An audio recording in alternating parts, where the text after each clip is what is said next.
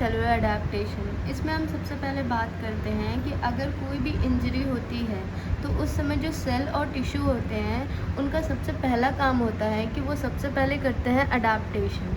अगर वो अडेप्टेशन ना कर पाए तो उस कंडीशन में इंजरी कॉज होती है। पर अडेप्टेशन में भी सेलुलर अडेप्टेशन क्या क्या कर सकते हैं, या तो वो साइज़ का अडेप्टेशन कर लें, या नंबर का अडेप्टेशन कर लें, या फंक्शन का, या मेटाबॉलिक एक्टिविटीज़ का भी।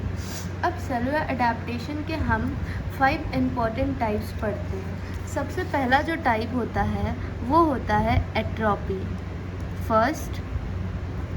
सेकेंड जो होता है वो होता है हाइपरट्रॉफी।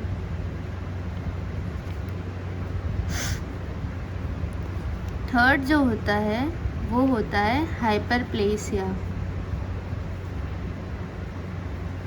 फोर्थ जो होता है वो होता है मेटाप्लेसिया। और जो फिफ्थ होता है वो होता है डिस्प्लेसिया। अब हम इसमें सबसे पहला टॉपिक पढ़ेंगे एट्रोपी। एट्रोपी के नाम से ही पता चलता है, ए मतलब क्या हो गया, एब्सेंट। ट्रॉपी मतलब क्या होता है, साइज़ या ग्रोथ। तो इसका कहने का मतलब ये है कि साइज़ का डिक्रीज़ होना। जब साइज़ डिक्रीज़ होगा तो फंक्शन भी क्या होगा, डिक्रीज़ होगा किसी भी सेल या टिश्यू का। अब एट्रोपी में भी हम ये देखेंगे कि ये भी दो टाइप का होगा। एक होगा फिजियोलॉजिक एट्रोपी, दूसरा होगा पैथोलॉजिक एट्रोपी। फिजियोलॉजिक एट्रोपी की अगर हम बात करें तो ये हमारे रूटीन लाइफ में होता है।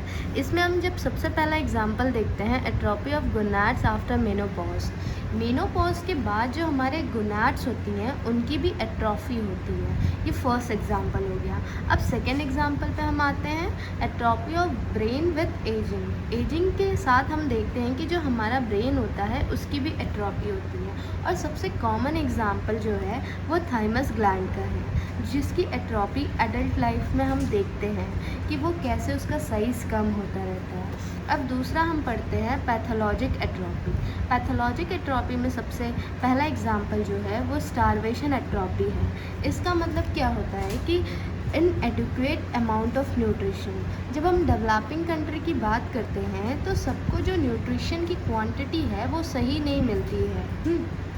इसमें हम सबसे कॉमन एग्जांपल देख सकते हैं प्रोटीन और कैलोरी डेफिशिएंसी। किसका, प्रोटीन और कैलोरी डेफिशिएंसी का हम एग्जांपल देख सकते हैं। इसमें भी हम सबसे ज़्यादा बात करते हैं मेरस्मस और क्वाशिकोर के पेशेंट्स की। जो मेरस्मस और क्वाशिकोर्स के जो बच्चे होते हैं वो नॉर्मल बच्चों के हिसाब से बहुत ही दुबले पतले होते हैं। उनकी जो जो मसल मास होती है वो भी बहुत ही ज़्यादा कम होती है। तो उसकी कंपैरिजन में हम ये देखते हैं कि जो उनको न्यूट्रिशन मिल रहा है वो सही नहीं मिल रहा है। इसी वजह से उनकी जो बॉडी है वो भी वीक है और कमज़ोर है। तो उसे हम क्या कहते हैं, स्टारवेशन एट्रोफी। सेकेंड हम बात करते हैं डिसयूज़ एट्रोफी।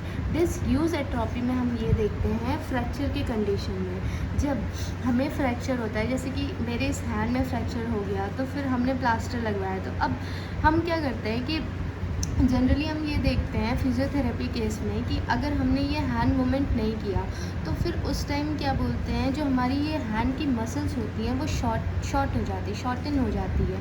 ठीक है, मतलब हमने यूज़ ही नहीं किया इस मसल का, तो इस वजह से इसकी जो मसल होती है वो शॉर्ट हो जाती है, डिसयूज़। तो इसी वजह से डिसयूज़ एट्रोफी हम इसे कहते हैं। फिर थर्ड होता है इश्केमिक एट्रोफी। ये बहुत ही इम्पॉर्टेंट भी है।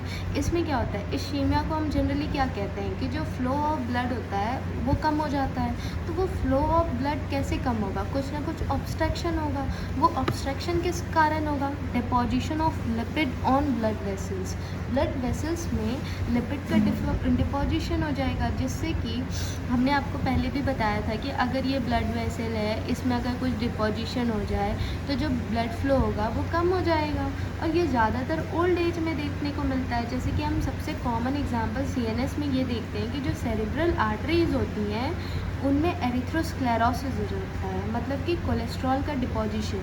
जब कोलेस्ट्रॉल का डिपोजिशन होगा तो उसमें जो ब्लड सप्लाई होगी ब्रेन को वो कम हो जाएगी। क्या हो जाएगी, कम हो जाएगी। ठीक, तो उससे लॉस ऑफ मेमोरी होगा, उसी को हम कहते हैं सेनाइल डिमेंशिया। और इस डिसीज़ को हम नाम देते हैं प्रॉपर अल्जाइमर्स डिसीज़। इसमें एसिटिलकोलिन की भी डेफिशिएंसी हो जाती है। एक क्वेश्चन आता है कि किस चीज़ की डेफिशिएंसी होती है, तो एसिटिलकोलिन की। अब एक डायग्राम मैंने बनाया जनरल, यहाँ पे देखो सेल्स कितने हैं, 1 2 3 4 5 6 7 8 9 है, यहाँ पे भी 9 है। पर ये जो सेल्स है इनकी साइज़ बड़ी है, इनकी छोटी है। तो ये क्या शो कर रहा है, ये शो कर रहा है एट्रोपी। मतलब कि जो हमारी सेल साइज़ है वो क्या हो रही है, डिक्रीज़ होती जा रही है। तो वही यहाँ पे मैंने एक्सप्लेन कर दिया एक डायग्राम के हिसाब से।